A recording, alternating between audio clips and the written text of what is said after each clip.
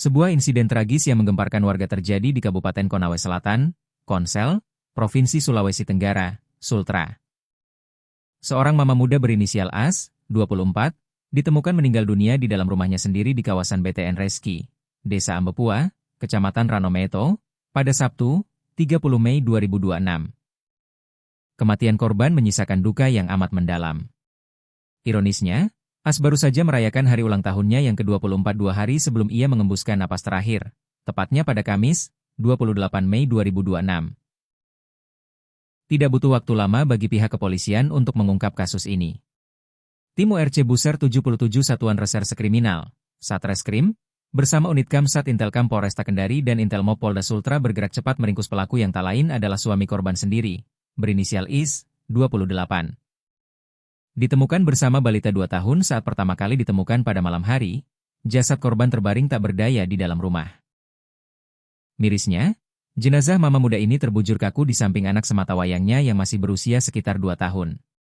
Saat ditemukan, pihak keluarga dan warga mendapati adanya kejanggalan berupa sejumlah luka memar di beberapa bagian tubuh korban seperti wajah, lengan, bahu, hingga paha. Kasat Reskrim Polresta Kendari, AKP Weliwanto Malau, membenarkan adanya laporan penemuan mayat mama muda berinisial AS tersebut.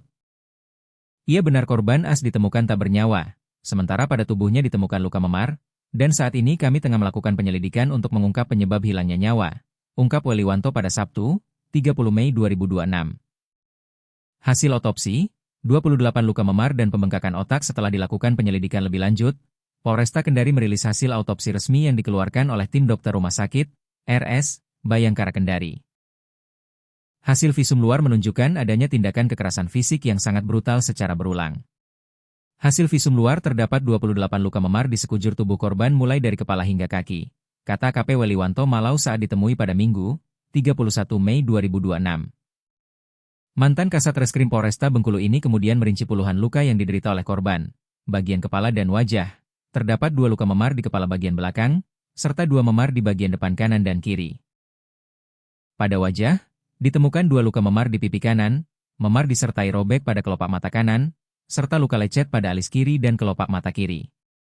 Bagian dada dan lengan, 1 luka memar di dada bagian tengah, 2 luka lecet pada bahu kanan, 3 luka memar di lengan atas kanan, 1 memar di lipatan dalam siku kanan, serta 1 luka lecet tekan di bagian belakang siku kiri, bagian bawah tubuh. 1 luka memar di panggul kiri, 2 memar bagian atas dan 1 memar bagian luar pada paha kanan. Sementara pada paha kiri ditemukan jaringan sikatrik serta 1 luka memar atas, betis depan memar, 1 luka lecet dari betis hingga pergelangan kaki kanan, serta 2 luka memar pada pergelangan kaki kiri sisi dalam. Selain pemeriksaan luar, tim dokter forensik RS Bayangkara Kendari juga melakukan otopsi mendalam untuk mengetahui penyebab utama kematian. Dokter menemukan adanya resapan darah dan memar pada kepala, pembengkakan hebat pada otak, serta pelebaran pembuluh darah pada selaput otak korban. Jadi penyebab utama kematian korban AS adalah akibat trauma tumpul pada kepala bagian belakang, terang Weliwanto. Cedera fatal ini menyebabkan pembengkakan pada otak yang menekan pusat pernapasan, hingga akhirnya mengakibatkan korban meninggal dunia, jelasnya menambahkan.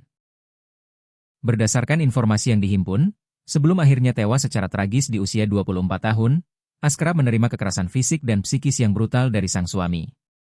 Motif dibalik aksi keji IS disinyalir akibat rasa cemburu buta yang tidak terkendali. Pelaku kerap menuduh korban berselingkuh tanpa alasan dan bukti yang jelas. Tuduhan tidak berdasar tersebut selalu berujung pada penyiksaan fisik. Tragisnya, IS juga kerap mempermalukan korban secara sengaja. Setelah menuduh selingkuh, pelaku memaksa korban keluar rumah dengan pakaian seksi dan nyaris tanpa busana. Hal ini dilakukan pelaku dengan maksud menghukum sekaligus mempermalukan istrinya di hadapan pria lain yang dicurigai, mulai dari juru parkir hingga penjual udang yang ditemui korban saat berbelanja di pasar. Penderitaan korban berlanjut saat tiba di rumah.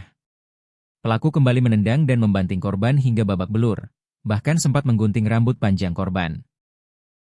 Fakta mencengangkan lain mengungkap bahwa dorongan seksual pelaku justru memuncak saat melihat istrinya merintih kesakitan akibat dipukuli.